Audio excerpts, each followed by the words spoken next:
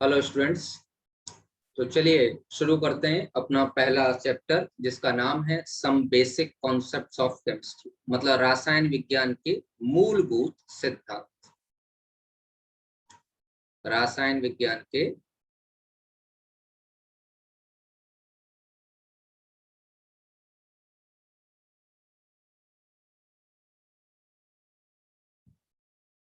मूलभूत सिद्धांत।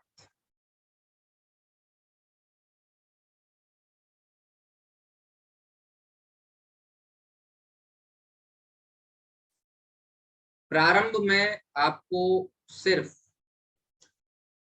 10th class जो आपने पढ़ी थी उससे थोड़ा सा ऊपर उठ के पढ़ाई करनी। ये जो चैप्टर है इसमें रिवीजन का शुरुआत में पार्ट है, जिसमें आपको क्लास 10th में जो कुछ आपने पढ़ रखा था उसका काफी कुछ पार्ट रिवाइज करवाया जाए। Ayushi Garg, stop the video. तो मैं कुछ आपको आज जनरल प्रोसेस सिद्धांत बताने जा रहा हूं, उनको एक एक करके देखिए, समझिए और थोड़ा सा 10th याद कीजिए कि आपने क्या क्या चीजें पढ़ी हुई थी। उन्हीं के आसपास है, बस उससे एक स्टेप आगे बढ़ना है। चलिए पढ़ते। नंबर पहला, देखो बेटा, अगर मैं रसायन विज्ञान की बात करूं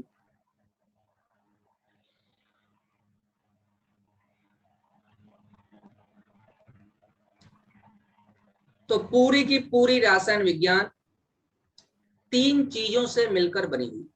तीन के अलावा चौथी कोई भी चीज रसायन विज्ञान में उपलब्ध नहीं। पहली चीज का नाम है परमाणु, जिसको अंग्रेजी में एटम कहते हैं। दूसरी चीज का नाम है मॉलिक्यूल या अणु, इसको अंग्रेजी में मॉलिक्यूल कहते हैं। थोड़ी थोड़ी अंग्रेजी सीखते जाइए, काम आएगी आगे जाके। और नंबर तीसरी चीज का नाम है आयन, या इसी को रेडिकल कहते हैं, इसी को मूलक कहा जाता है। इन तीन के अलावा कोई भी चौथी चीज आपको रसायन विज्ञान में नहीं मिलने वाली, ये मैं आपको बता देता हूं। चाहे आप रसायन विज्ञान कक्षा 10 की पढ़ें, 9 की पढ़ें, 11 की पढ़ें, 12 की पढ़ें, या रसायन विज्ञान से आप पीएचडी करें, ये तीन चीजें ही मिलेंगी आपको, परमाणु, अणु और मूलक। इसके अलावा और कुछ रसायन विज्ञान में है ही नहीं। पूरी की पूरी ट्रिनिटी पर आधारित सिद्धांत हैं। देखो समझो ट्रिनिटी क्या चीज है। परमाणु के तीन भाग किए गए, इलेक्ट्रॉन, प्रोटॉन, न्यूट्रॉन। तीन का ट्रिनिटी का मैं इफेक्ट बता रहा हूं आपको। आपके धरती पर चलने के, रहने के, रुकने के तीन स्थान, एक जल, एक थल और एक नभ, मतलब आकाश में आप रह सकते। इसी तरीके से तीन आपके हिंदू माइथोलॉजी के देवता हैं, ब्रह्मा, विष्णु, महेश।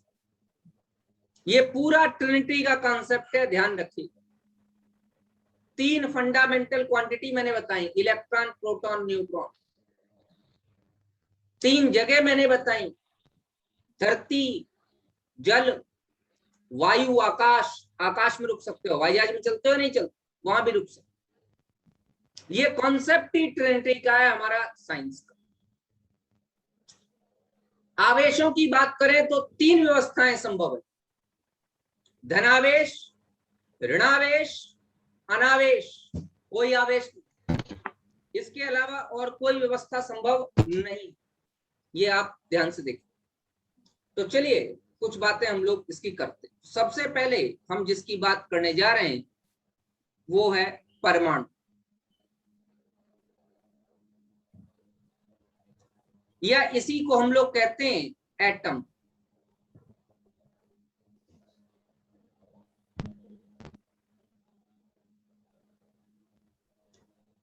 बेटे मैं आज आपको इसकी डेफिनेशन लिखा रहा हूं, कुछ बच्चों को मालूम होगी, कुछ को नहीं मालूम होगी। जिनको नहीं मालूम है वो ध्यान से समझे, और जिनको गलत मालूम है वो भी ध्यान से देखिए।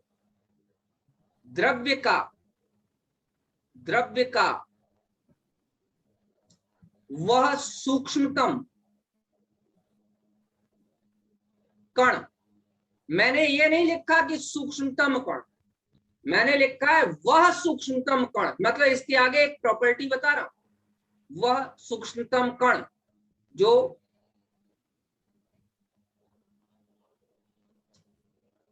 रासायनिक अभिक्रिया में भाग लेता है, परमाणु कहलाता है।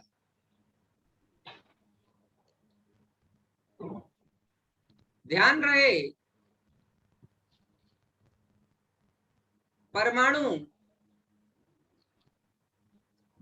मुक्त अवस्था में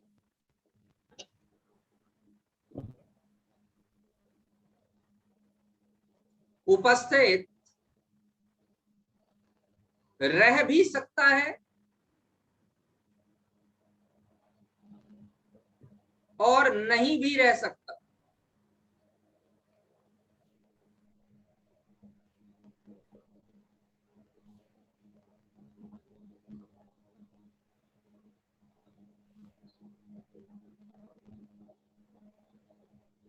निकुंज जैन, ये तो बेटा 11th हिंदी की क्लास है।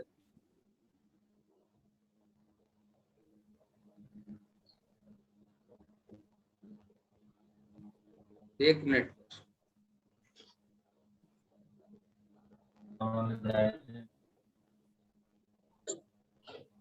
एक मिनट।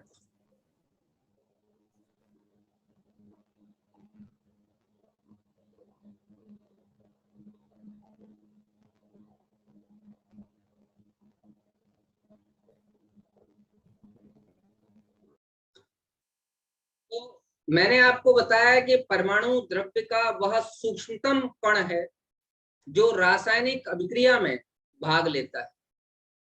ये मुक्त अवस्था में उपस्थित रह भी सकता है और मुक्त अवस्था में उपस्थित नहीं भी रह सकता।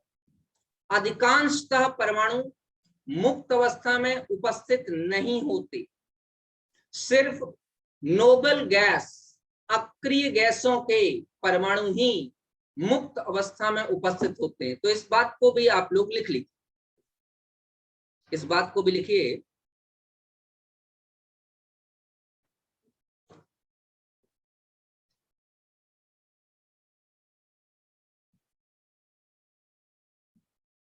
सिर्फ अक्रिय गैसों के परमाणु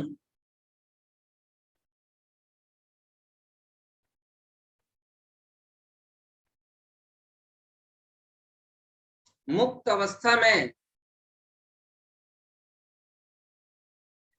उपस्थित होते हैं,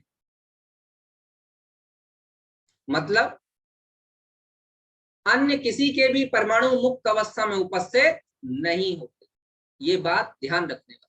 अच्छा, तो एक बात तो यहां से पूरी तरीके से समझ में आ गई कि परमाणु सूक्ष्मतम कण नहीं, परमाणु वह सूक्ष्मतम कण है जो रासायनिक अभिक्रिया में भाग लेता। अच्छा, अगला पॉइंट भाई, अक्रिय गैसों को मैं एग्जाम्पल के फॉर्म में आपको यहाँ लिखा सकता हूं अगर आप चाहें तो। अक्रिय गैसों को मैं यहाँ लिखा देता हूं बेटा आपको, कौन कौन सी होती हैं। HE, Ne, Ar, Kr, Xe, Rn। Helium, neon, argon, krypton, xenon और रेडॉन। ये इसमें ध्यान रखिएगा, रेडॉन पे मैं स्टार मार्क बनाए दे रहा हूं क्योंकि रेडॉन एक रेडियोधर्मी पदार्थ है। अब वो आगे पढ़ाया जाएगा क्या होते हैं रेडियोधर्मी, कैसे होते हैं, ये ध्यान रखिएगा, आपने रेडियो एक्टिव वर्ड सुना होगा, रेडियोधर्मी शब्द। तो ये तो परमाणु की बात। अब बात आती है अणु। अणु या इसको मॉलिक्यूल कहते हैं। क्या होता है मॉलिक्यूल? द्रव्य का वह सूक्ष्मतम भाग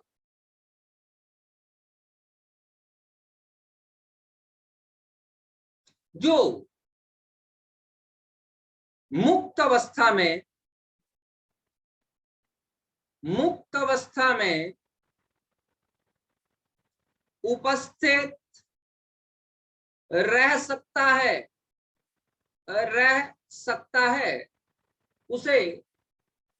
उसे अणु कहा जाता अणु कहा जाता। अब जरा समझिए, परमाणु वह सूक्ष्मतम भाग है जो रासायनिक अभिक्रिया में भाग लेता है। अणु वह सूक्ष्मतम भाग है जो मुक्त अवस्था में उपस्थित होता। अब अणु के कितने भाग किए गए, देखिए जरा ध्यान से। अणु का पहला भाग समनाभिकीय अणु। बेटे इसकी अंग्रेजी जरूर याद रखना, क्योंकि ये वर्ड इस्तेमाल होगा साइंस में आगे जाके। Homo nuclear molecule. होमो शब्द कहीं पर भी विज्ञान में इस्तेमाल हो, चाहे वो रसायन विज्ञान हो, चाहे जीव विज्ञान हो, कहीं पर भी इस्तेमाल हो, होमो का मतलब होता है समान। होमो न्यूक्लियर मतलब जिनके नाभिक समान हैं, जैसे H2, N2, O2, P4, S8, ये होमो न्यूक्लियर है, समनाभिकी हैं। इनमें जितने भी परमाणु, जैसे H2 बना, हाइड्रोजन का एक अणु बनने के लिए हाइड्रोजन के 2 परमाणु मिले, तो हाइड्रोजन H के रूप में नहीं रह सकता, H2 के रूप में रह सकता है मुक्त अवस्था। तो उसमें दोनों परमाणु हाइड्रोजन के ही है, तो ये एक ऐसा अणु है जिसके नाभिक समान। S8, सल्फर का एक अणु बनने के लिए सल्फर के 8 परमाणुओं को मिलना पड़ा, लेकिन सारे 8 के 8 परमाणु सल्फर के ही, तो सम नाभिकी, जिनके नाभिक समान हैं। अगला नंबर 2, विषम नाभिकी। विषम नाभिकी अणु, हेट्रोन्यूक्लियर मॉलिक्यूल।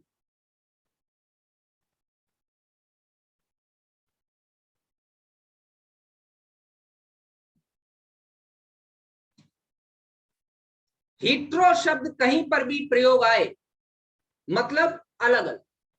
तो विषम नाभिकी अणुओं की अगर मैं बात करूं, जैसे HCl, CO2, H2O, H2S, ये विषम नाभिक।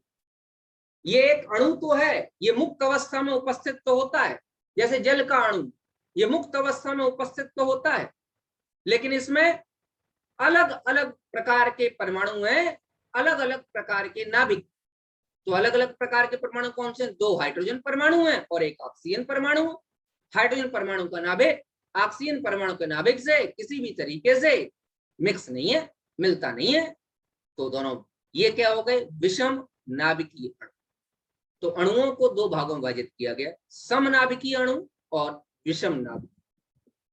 अगला ध्यान दीजिए, अगला है हमारा रेडिकल या मूलक। तो हम अगला जो पढ़ने जा रहे हैं वो है मूलक। इसको कहते हैं रेडिकल।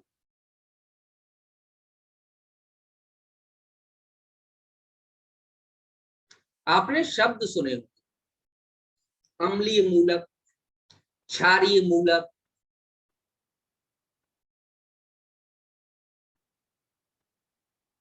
अम्लीय मूलक, अंग्रेजी में कहते हैं एसिडिक रेडिकल।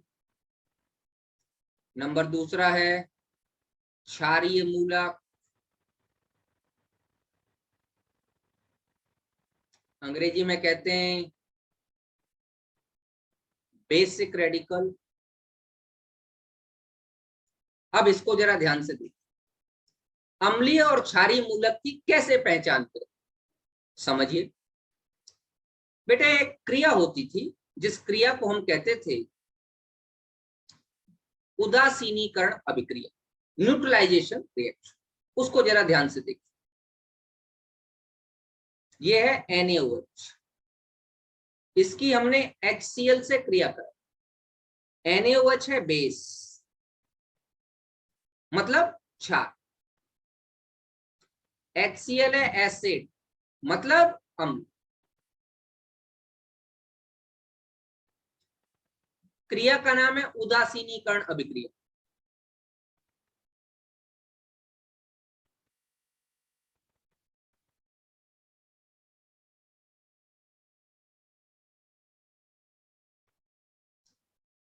कराइए, क्या बनेगा? NaCl plus H2। NaCl है साल्ट, इसको लवण भी कहते हैं। अब जरा NaCl को दो भागों में तोड़ो, आपके मूलक निकल के आ जाए,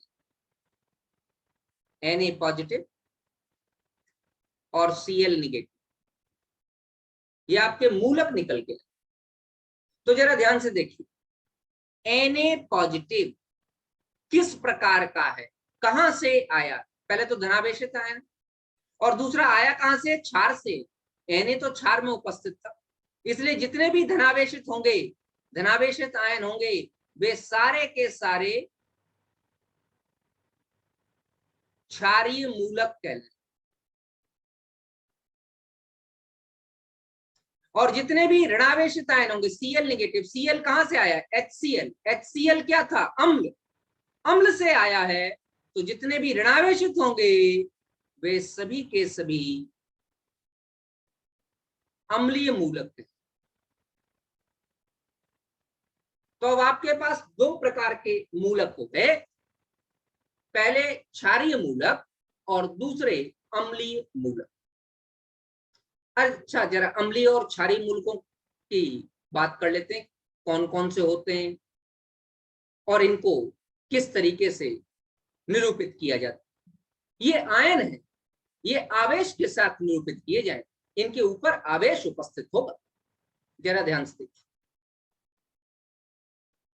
मैं बात करता हूं क्षारीय मूलकों। सबसे पहले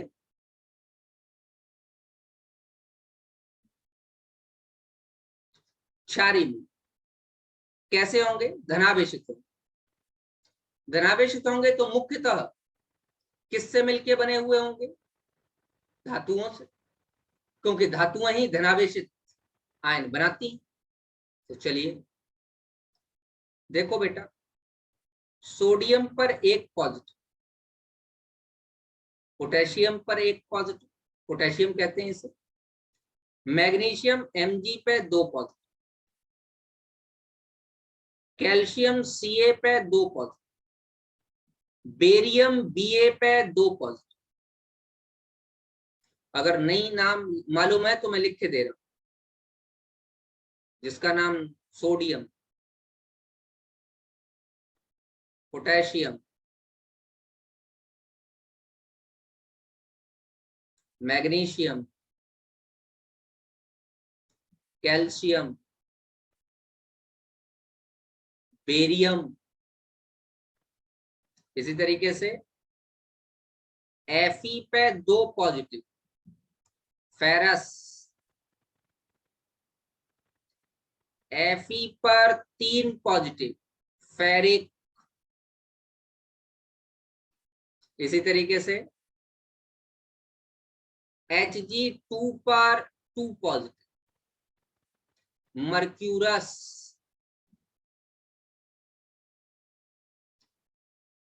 Hg पर टू पॉजिटिव, मर्क्यूरिक, ध्यान रखना इस मर्क्यूरस आयन के बारे में नीट में भी पूछा गया है, जेई में भी पूछा गया है। तो मर्क्यूरस आयन की संरचना क्या होती है? तो आप लिखेंगे मर्क्यूरस आयन मतलब Hg2 पर 2 पॉजिटिव। मैं बना के भी दिखा दूंगा आपको, मैं यहां बना देता हूं। Hg सिंगल बॉन्ड Hg, दोनों पर एक एक पॉजिटिव लगा दो, इसको मर्क्यूरस आयन कहते हैं।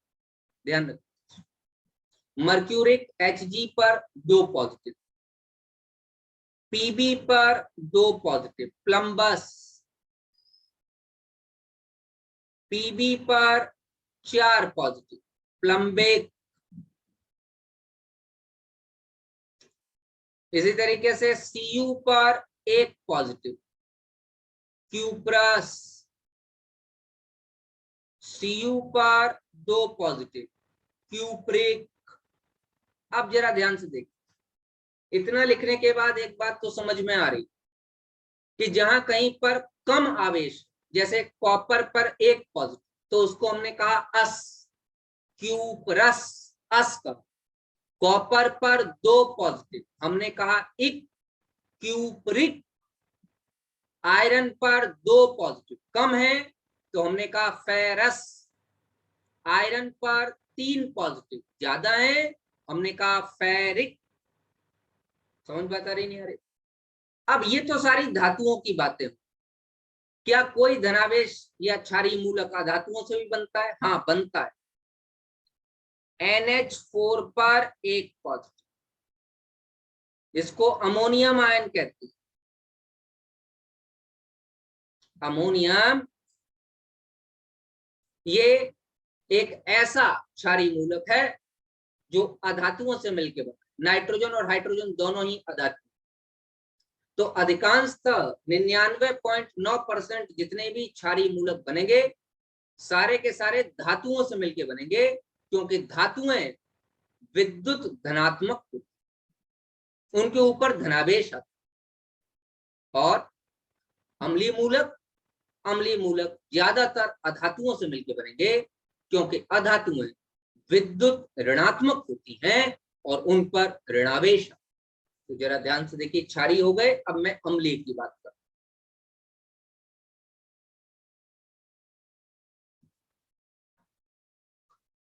हम बात कर रहे हैं अम्लीय की।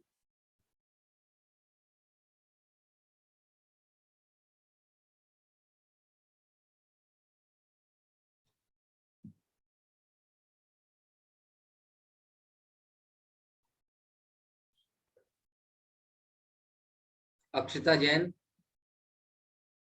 कैमरा बंद कीजिए।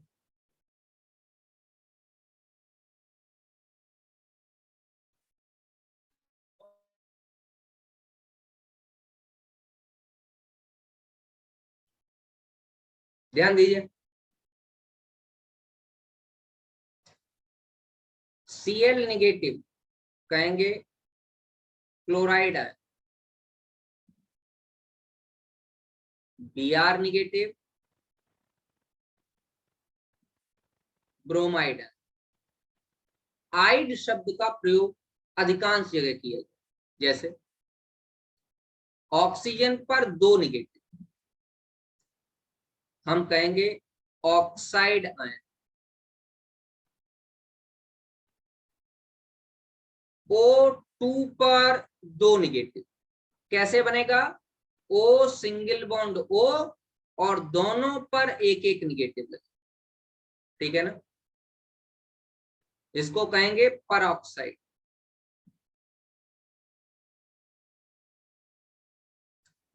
O2 पर एक निगेटिव, इसे कहेंगे सुपर ऑक्साइड। OH पर एक निगेटिव, इसे कहेंगे हाइड्रोक्साइड। CO3 पर 2 निगेटिव, इसे कहेंगे कार्बोनेट आयन। अच्छा, अगर कहीं पर एक हाइड्रोजन जुड़ जाए, जैसे HCO3 कर दूं, तो एक ही निगेटिव बचेगा, क्योंकि एक हाइड्रोजन जुड़ गया। तो H के जुड़ने को बाई कहते हैं, तो नाम हो जाएगा बाई कार्बन। इसे आप हाइड्रोजन कार्बोनेट भी कह सकते हैं।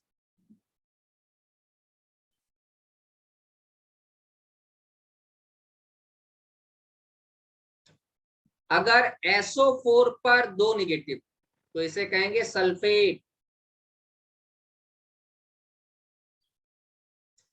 अगर मैं यहाँ H और जोड़ दूं और HSO4 पे निगेटिव कह दूं तो इसे कहेंगे बाइसल्फेट। समझ बता रही नहीं यार।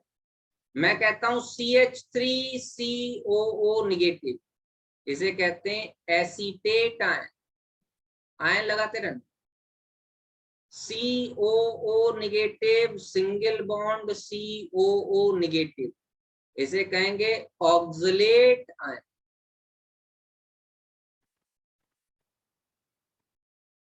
बेटे इस प्रकार से आप अम्लीय मूलक की बात। वैसे कुछ इंपॉर्टेंट एक आध दो और हैं जो मैं आपको लिखाई दे रहा हूं, मुझे याद आ रहा है, मैं आपको लिखाई दे रहा हूं, याद रखो। जैसे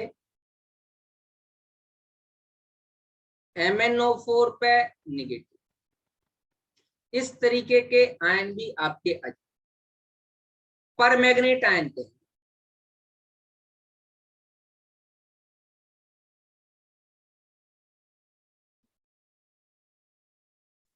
Cr2O7 पे 2 निगेटिव, डाइक्रोमेट कहेंगे।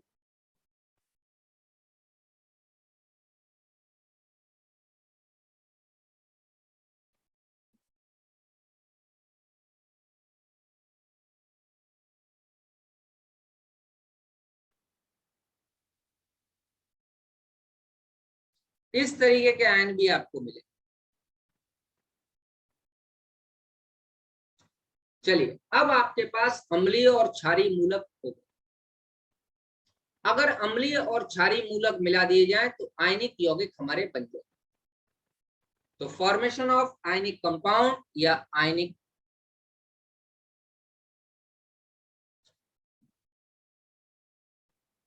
तो आयनिक यौगिकों का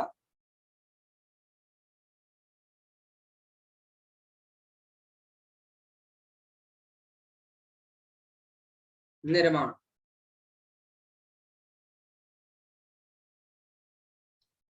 अब यौगिकों का निर्माण कैसे, आयनिक क्यों कहा है? क्योंकि मैंने कहा मूलक आयन होती, या तो धनायन या ऋणायन, इसलिए मैं अब उन आयनों से बनेंगे यौगिक तो आयनिक यौगिक होंगे। चलिए कैसे? बेटे देखो मेरे साथ बनाइए, मैं कह रहा हूं फेरस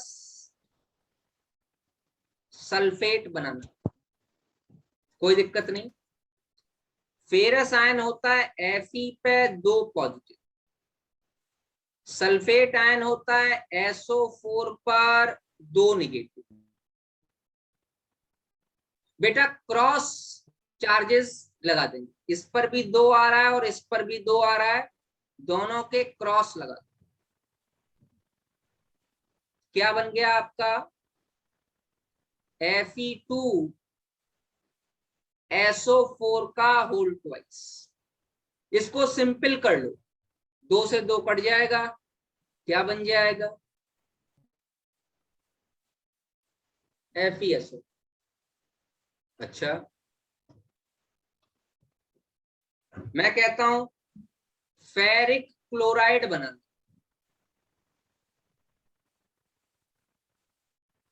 फेरिक होता है Fe पे 3 पॉजिटिव, क्लोराइड होता है Cl पे 1 नेगेटिव, क्रॉस वैलेंसी लगा दी। क्रॉस वैलेंसी लगाओगे बन जाएगा FeCl। मैं कहता हूं पोटेशियम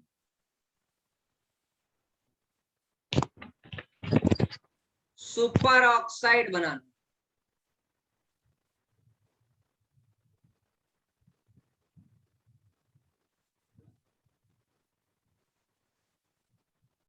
सर आवाज आ रही है? ये भाई किसने मैसेज किया है, क्या कहना चाहते हो? चलो मैं ये बता देता हूं, उसके बाद देखते हैं। पोटेशियम सुपर ऑक्साइड बना, पोटेशियम होता है के पॉजिटिव, सुपर ऑक्साइड होता है O2 पर एक निगेटिव, तो इसका भी एक, इसका भी एक, क्रॉस लगा दीजिए, बन जाएगा KO2। चैट बॉक्स में टाइप करो जो भी कहना चाहते हो। यहाँ कोई आवाज नहीं आ रही आपकी। नेक्स्ट,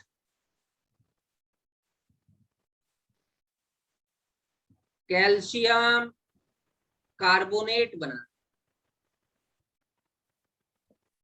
कैल्शियम होता है Ca पर 2 पॉजिटिव, कार्बोनेट होता है CO3 पर 2 निगेटिव, तो 2 इधर और 2 इधर, क्या हो जाएगा, क्रॉस, क्या बन जाएगा, Ca2 CO3 पर होल ट्वाइस, 2 से 2 कट गया, सिंपलेस्ट निकालना होगा, बन गया CaCO। मैं कहता हूं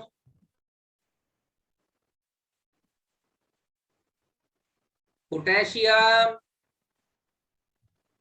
सल्फेट बना,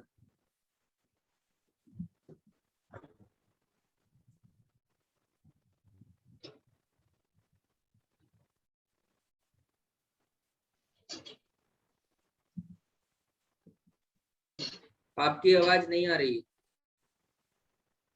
आप हेलो। यहाँ टाइप कर दीजिए। हेलो। हाँ अब बोलो। आ रही सर आवाज? हाँ अब आ रही, बोलिए। सर आप कुछ लिखवाओ तो सही है, मैं कुछ समझ ही नहीं आ रहा है सर।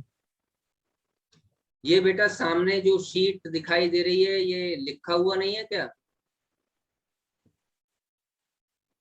सर इनकी डेफिनेशन तो लिखवाओ सर। किसकी डेफिनेशन लिखना चाहते हो बेटे? जैसे ये अम्लीय अणु और ये गए ना ये सर, ये अम्लीय यौगिक। ये क्या लिखी हुई है? सर यहाँ पर कुछ समझ ही नहीं आ रहा हमको तो। ये क्या लिखा हुआ है ये बताओ। सोडियम Na इसके Na के ऊपर क्या चार्ज लगा हुआ है? Plus charge sir. तो सारे प्लस वाले क्षारीय मूलक होंगे, इसमें क्या चीज नहीं समझ में आ रही है? साइंस पढ़ना चाहते हो या इतिहास? सारे माइनस वाले होंगे, नीचे लिखा हुआ है अम्लीय मूलक, इसमें क्या चीज है आपको समझ में नहीं आ रही है? सर स्टूडेंट गया, मैं करवाता हूँ एक बार, देखता हूँ।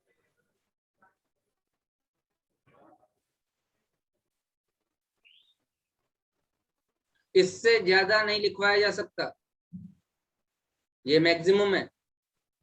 एक एक नाम मैंने आपका लिखा है, sodium, potassium, magnesium, calcium, barium.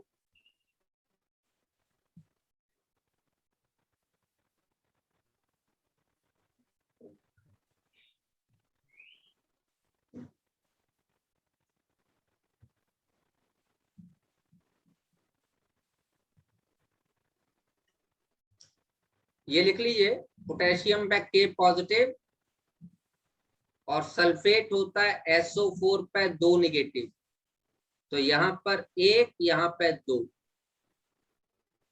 Cross valency लगेगी, बना लीजिए।